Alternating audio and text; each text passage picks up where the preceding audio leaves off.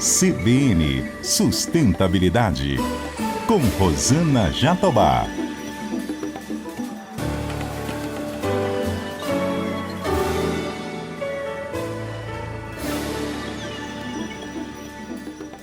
Oi, pessoal, tudo bem? O CBN Sustentabilidade de hoje aborda o tema gestão ambiental. O papel de empresas que trabalham para ajudar outras empresas na jornada ESG. Eu converso com Rafael Tello, ele é diretor de sustentabilidade da Ambipar. A Ambipar tem 26 anos de história e atua em 16 países. Rafael, que prazer recebê-lo aqui no CBN Sustentabilidade. Tudo bem com você? Tudo bem, Rosana? O prazer é meu. Muito obrigado pelo convite. Uma satisfação. Prazer é o nosso. Rafael, eu queria que a gente começasse nossa conversa, você explicando aqui para a nossa audiência o trabalho que vocês fazem no desenvolvimento de soluções sustentáveis. Porque a marca Ambipar já é muito conhecida do grande público, mas as pessoas talvez não tenham a real dimensão da atuação de vocês, né? Vocês que trabalham aí na cadeia de resíduos, promovendo a economia circular, também na mitigação das emissões de gases do efeito estufa. Então, contextualiza para a gente aqui o que faz a Ambipar. Bom, Rosana, a Ambipar, né, como você bem colocou, é uma empresa brasileira. A gente tem hoje duas grandes linhas de negócio. Uma que é de resposta a emergências e uma outra linha que são os serviços ambientais. E aí a gente organiza os nossos negócios em 7 pilares de geração de valor. Então, na parte de resposta à emergência, a gente capacita profissionais para responder à emergência. A gente ajuda os nossos clientes a criarem planos de prevenção a emergências e a gente também ajuda na resposta quando uma emergência acontece. Já no braço ambiental, a gente começa dando consultoria e oferecendo serviços em compliance e ESG. Depois a gente faz gestão e valorização de resíduos, que é tudo aquilo que impede que um resíduo vá para um aterro. Além disso, a gente está hoje concentrando muito esforço para promover economia circular. E, por último, como a gente tem uma visão também de contribuir para uma economia de baixo carbono, a gente faz a geração genuína de créditos de carbono e também colocamos esses créditos no mercado. Quer dizer que vocês têm atividades que conseguem englobar os principais desafios da emergência climática, né? Na medida em que vocês têm capacitação das empresas para que elas lidem com as respostas às emergências e no braço ambiental toda a capacitação em termos de consultoria para fortalecer essa empresa nesse desafio de enfrentar as crises. Exatamente, exatamente. Isso está muito em linha com a nossa ambição nessa década, que é liderar a transição para uma economia circular e de baixo carbono. Muito bem. Agora, com relação à questão da resposta a acidentes, né? Esse trabalho com segurança e resposta a acidentes que vocês desenvolvem. O Brasil convive há muitos anos com os riscos advindos de grandes empresas como as mineradoras, que a despeito de terem uma atividade econômica robusta, importante para o país, também guardam problemas sérios relacionados a impactos ambientais.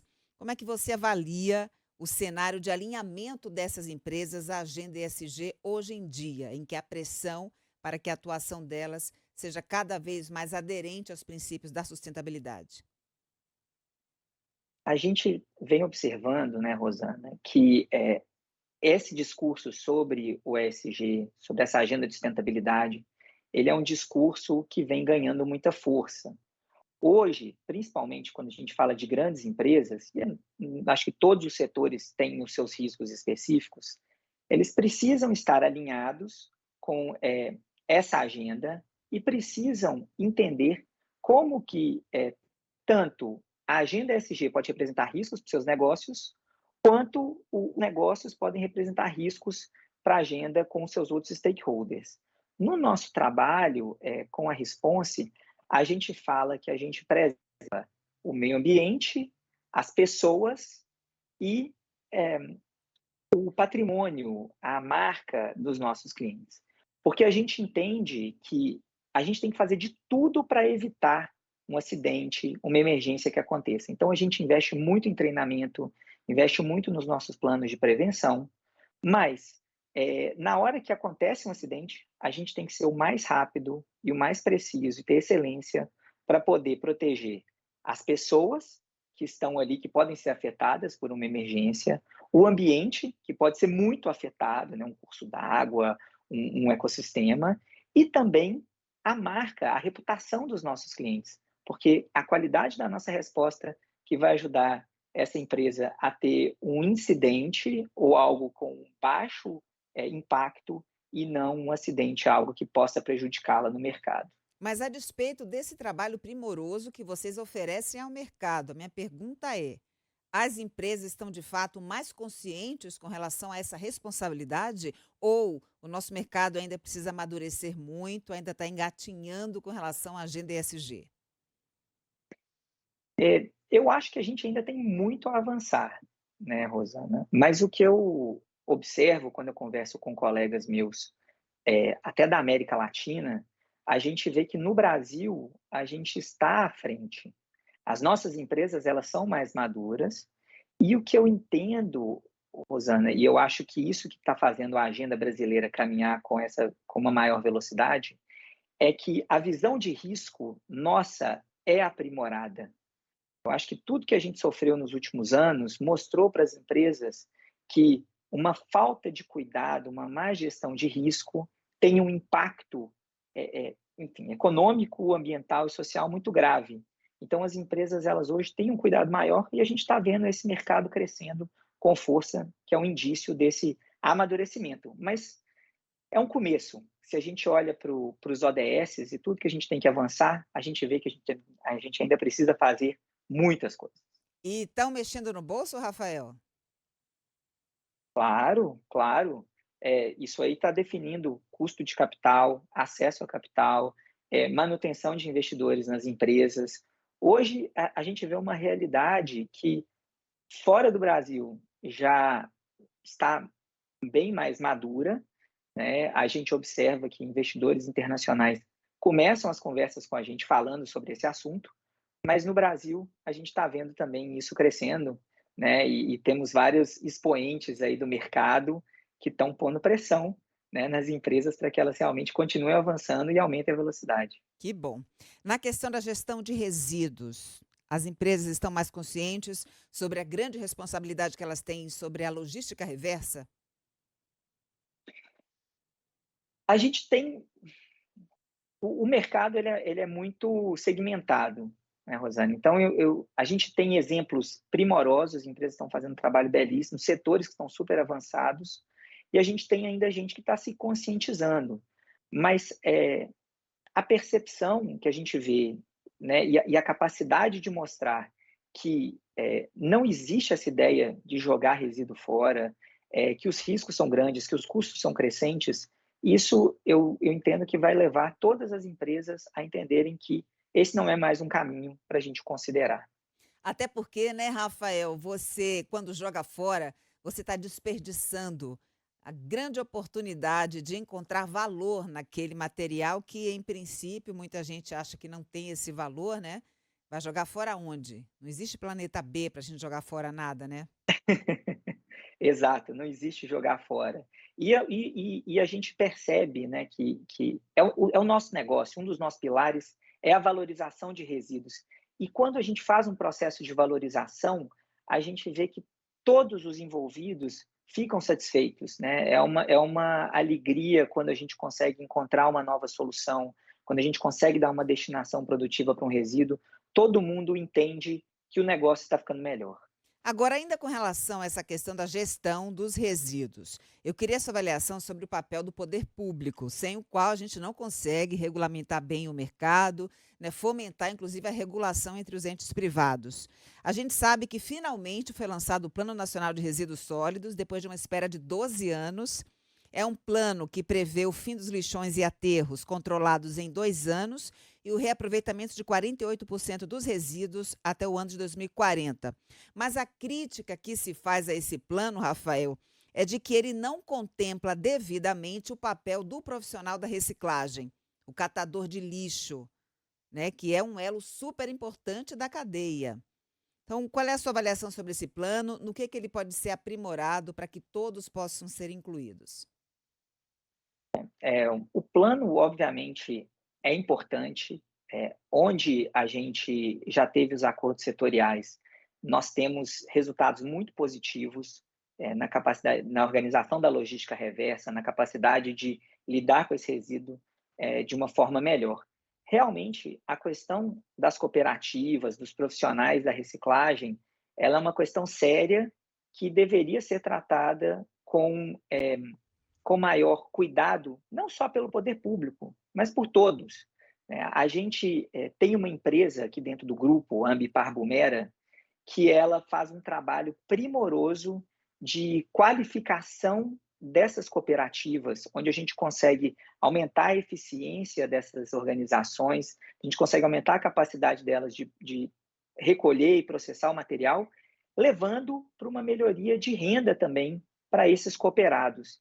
Então, é possível, e a atuação deles também gera um resíduo de qualidade muito melhor, muito mais fácil de ser reinserido na economia do que se a gente deixar enviar, né, misturado para um aterro. Então, é importante a gente olhar isso, mas eu acho que aí é um esforço global. O governo tem que olhar isso, as empresas também têm que olhar isso com mais cuidado, com mais carinho, estimular onde elas podem, e a sociedade também precisa valorizar mais esses profissionais. Ontem eu tive com um líder de uma associação e ele falou como que a organização deles foi importante, porque eles eram vistos como marginais, né, como pessoas que estavam recolhendo lixo para lidarem com vícios, né, ou com problemas, e que não é isso, né? Eles são fundamentais para a gente mudar essa realidade, e a sociedade valorizar essas pessoas também é importante para que a gente possa integrá-los nessa cadeia e fazer realmente do Brasil uma liderança na economia circular. Que está realmente distante esse sonho, Rafael. Quando a gente pensa que a gente produz 80 milhões de toneladas de lixo por ano e só aproveita menos de 4%. Quais são os gargalos? Onde é que está pegando para que a gente possa assumir essa liderança que você menciona? Eu acho que a gente precisa avançar setor por setor, né? Ok, ainda estamos numa visão geral muito aquém do que a gente precisa, mas quando a gente olha para alumínio, para pneus, para, enfim, algumas embalagens, a gente tem um aproveitamento muito maior. Então, é preciso trabalhar tanto a parte da gestão, mas também tecnologias. A gente entende que essa liderança só virá se a gente evoluir muito nas tecnologias para a gente poder reinserir esses resíduos na economia. Bem, daqui a pouco eu quero aproveitar a sua presença aqui para a gente destrinchar melhor o pilar de inovação da Ambipar. Que vocês ficam de olho, de fato, em novas tecnologias e nessas soluções que podem realmente ajudar muito a gente a enfrentar a crise. Mas eu queria falar sobre a questão das adaptações às mudanças climáticas, né? Vocês também auxiliam as empresas nos planos de descarbonização. Só se fala disso nesse momento e os órgãos em geral, né, estão reclamando da falta de ímpeto tanto do setor privado quanto dos governos na redução das suas emissões de gases do efeito estufa. Então, primeiro a sua avaliação, a quantas anda a nossa vontade mesmo de alcançar todas as normas relativas ao Acordo de Paris. A gente vê que realmente os resultados não mostram que a gente está no caminho para alcançar essas metas. Então, realmente, a gente precisa se esforçar mais e gerar mais resultados. Mas o que eu vejo e a gente observa aqui no grupo é que nós temos novos atores olhando para esse assunto, novas discussões sendo colocadas sobre a mesa, e as pessoas estão ávidas por soluções. Eu acho que a gente ainda precisa trabalhar melhor o que a gente, onde estão os gargalos, né? E promover realmente, primeiro, o esforço de tentar diminuir as emissões dentro das empresas e, sempre que possível, fazer a compensação, né? Trabalhar também nessa possibilidade de compensar aquilo que a gente não conseguiu reduzir. E tem um ponto que é muito importante aí nesse caso, que é da educação. As pessoas precisam entender, sejam elas indivíduos ou representantes de empresas, onde estão as suas emissões e o que elas podem fazer. A gente tem esse cuidado também, nós temos alguns serviços aqui para promover essa formação das pessoas para terem um comportamento também de baixa emissão, vamos falar assim. É porque não adianta apenas você recorrer a um inventário de carbono e depois estabelecer um projeto ineficaz apenas de redução nas operações internas ou sair por aí plantando árvore, né, Rafael? Esse é um E- trabalho mais amplo que inclui todo um setor, toda a cadeia e demanda realmente algo mais acurado, né? Muito mais aprofundado. eu queria dar um exemplo da nossa operação logística. A gente queria experimentar o trabalho com caminhões movidos a gás, né, ao gás natural, porque isso é um passo para a gente poder ir para o biogás. E a gente já tinha visto outras empresas, né, fazendo um trabalho de comprar esses caminhões, mas a gente falou o seguinte: não adianta só comprar o caminhão, a gente precisa pensar no modelo de transição energética. Então, a gente fez uma parceria com um cliente nosso importante, também fizemos uma parceria com o produtor desses equipamentos e a gente definiu o nosso corredor sustentável, que é uma operação que vai ser completamente abastecida com gás natural. E isso abriu para a gente a possibilidade de ter um modelo que a gente agora pode pensar em escalar, inclusive vendo outros combustíveis com menos emissões. Então, a gente vê que esse tipo de esforço que integre vários atores, que tem uma visão sistêmica do problema e do que a gente precisa fazer para ter uma transição, é isso também que a gente quer ver mais, né? A gente, inclusive, quer ajudar a outras organizações a colocarem isso em prática no Eu acho mercado. muito interessante essa visão. Parabéns, porque hoje, quando se analisa as alternativas para a questão da descarbonização, a tendência das pessoas que não têm conhecimento é pegar exemplos estanques e tentar adaptar à nossa realidade. É o caso, por exemplo, do carro elétrico a bateria, que é altamente poluente e que não faz sentido aqui no Brasil, uma vez que a gente tem biomassa para produzir o etanol e por meio da eletrificação com etanol, você teria muito mais vantagens, tanto do ponto de vista ambiental quanto do ponto de vista social. Então, pensar sistemicamente, né, de forma holística, sem dúvida, é o caminho.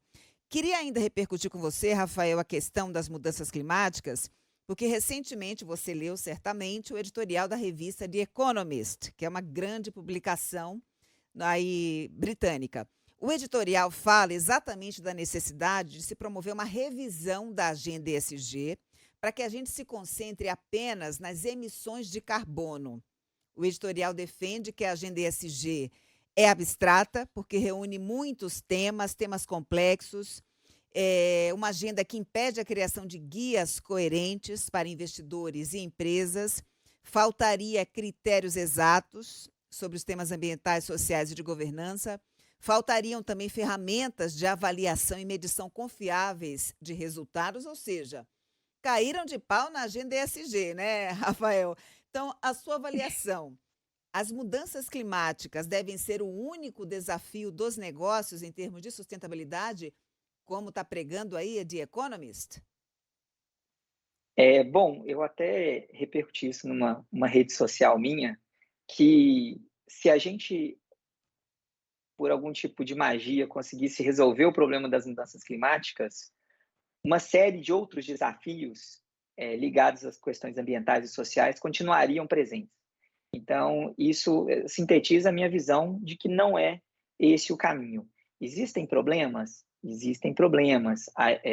A forma de avaliar ainda é muito diversa, a gente não tem uma coerência, uma correlação forte entre diferentes organizações que estão observando e avaliando empresas sob a lente do ESG, mas eu acho que a simplificação, nesse caso, não é o caminho.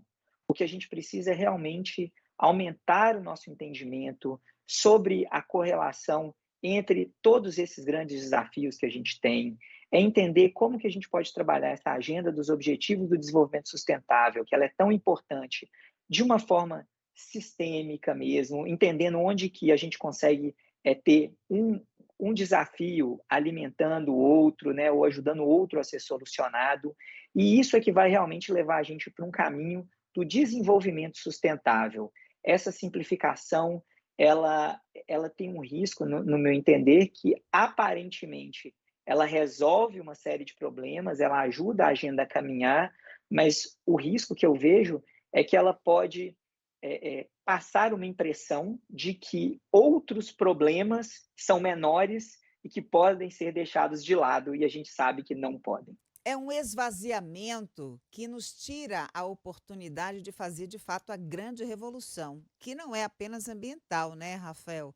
A gente vê hoje que qualidade de vida para todos é urgente no mundo. Um planeta saudável, mas também com justiça social. É preciso respeitar os limites do planeta, mas garantir que as pessoas desfrutem de uma existência feliz. É o que eu penso.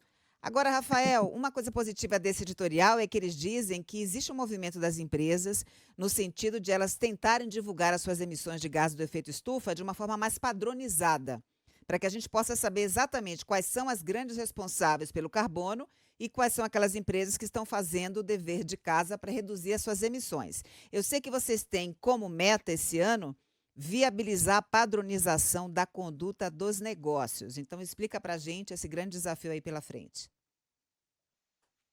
Quem acompanha a Ambipar sabe que a gente vem crescendo muito com a aquisição de várias empresas. Só em 2021 nós adquirimos 30 novas empresas para reforçar esses nossos pilares de geração de valor que eu comentei no início da entrevista. Então a gente tem esse desafio, Rosana, de conseguir integrar essas novas empresas para que elas também contribuam com a nossa visão, né, de liderar essa economia circular e de baixo carbono. Então, essa padronização ela passa por muito treinamento, por muito alinhamento, pelo desenvolvimento, né, de um sistema de gestão integrado que consiga lidar com todos esses assuntos, né, e o que a gente quer realmente é, a cada ano, dar um passo a mais, melhorar a nossa forma de medir, melhorar o nosso entendimento do esforço e resultado que a gente vem alcançando, para que a gente possa contribuir realmente com esses compromissos que a gente precisa cumprir para evitar uma série de grandes riscos que a gente vê no futuro. Os especialistas dizem que não há como você fazer tudo isso se não implementando de fato o valor da inovabilidade, que é a inovação aliada à sustentabilidade. Esse termo novo, inclusive, já falei aqui para o pessoal da CBN. E sei que vocês estão investindo muito em inovação, né? Um pilar importante da empresa. Exatamente. A gente sempre viu que o futuro do setor de gestão de resíduos estava ligado à valorização desses resíduos. A gente não podia ficar simplesmente transportando resíduo de um lugar para o outro. A gente precisava eliminar, né, sempre possível, o descarte desse material.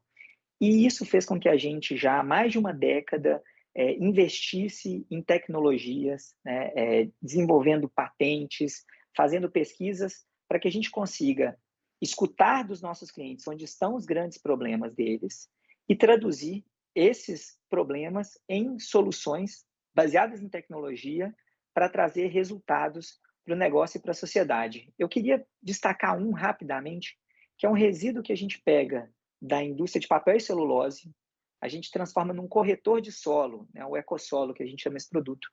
E ele, Rosana, ele resolve um problema de resíduo de uma indústria e uma vez que ele é aplicado no solo, ele aumenta a capacidade desse solo capturar carbono.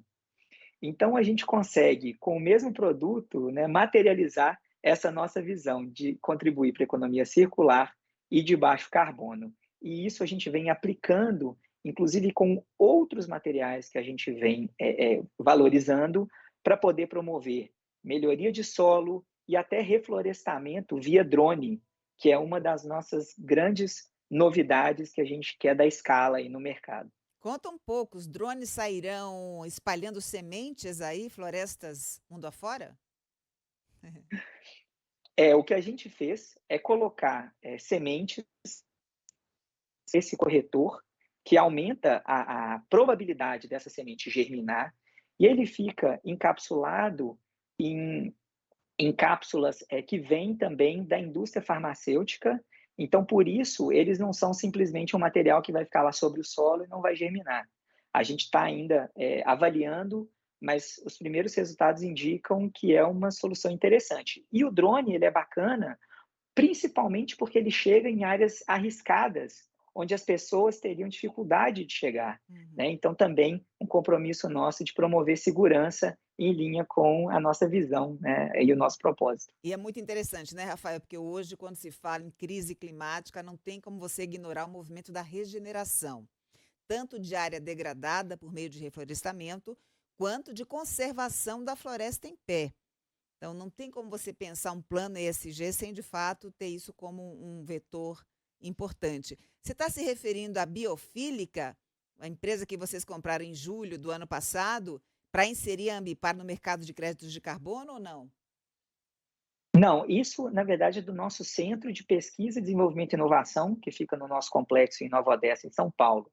A Biofílica é uma empresa que ela está integrada com essa solução para que a gente consiga realmente garantir que os projetos de manutenção de floresta em pé que a gente faz e recuperação de floresta em pé, eles realmente deem para a gente a capacidade de gerar créditos confiáveis e de alta qualidade para o mercado, porque como você bem colocou, né, Rosana?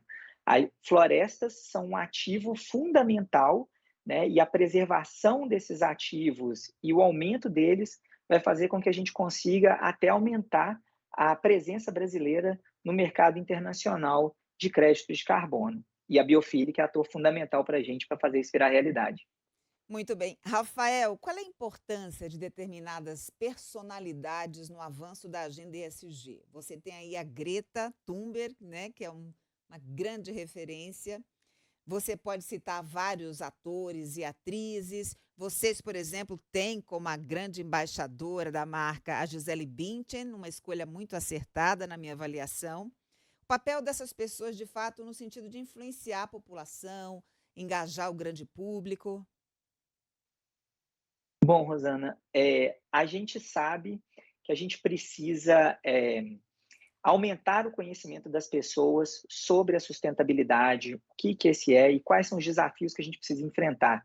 A gente teve junto na virada ODS, né, aqui em São Paulo, onde o pessoal da prefeitura constatou que mais de 99% das pessoas não sabiam o que são os objetivos do desenvolvimento sustentável.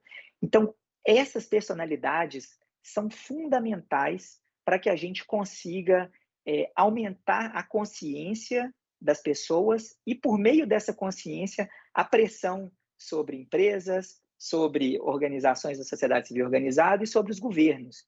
Então, a gente entende, né, que a Gisele foi fundamental para a gente. Ela não só é uma personalidade, como é uma pessoa muito consciente, que fez um estudo, né, amplo para conseguir aprovar essa parceria conosco. A gente fica muito feliz de ter essa parceria com ela.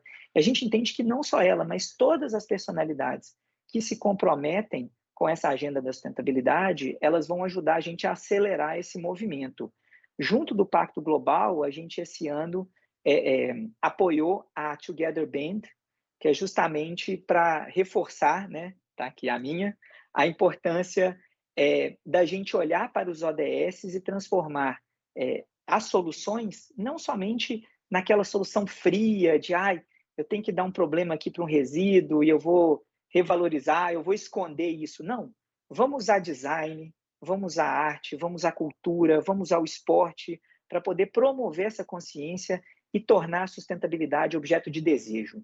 Isso também é fundamental para acelerar o avanço dessa agenda. Só vou aproveitar o seu gancho, então, para esclarecer aqui para a nossa audiência a respeito dos 17 ODS da ONU, que são os Objetivos de Desenvolvimento Sustentável, um plano de ação traçado em 2015 pelos 196 países membros da ONU, para que a gente possa solucionar os maiores problemas da humanidade até o ano de 2030. O relógio está correndo, o tempo é escasso, o Brasil só vai alcançar 2 ODS se continuar nesse ritmo lento. Então, a gente precisa acelerar aí todos os esforços. Rafael, quero te agradecer imensamente a oportunidade de te entrevistar aqui no CBN Sustentabilidade. A gente deu apenas algumas pinceladas sobre o trabalho que a Ambipar realiza, que é muito mais amplo, muito mais profundo.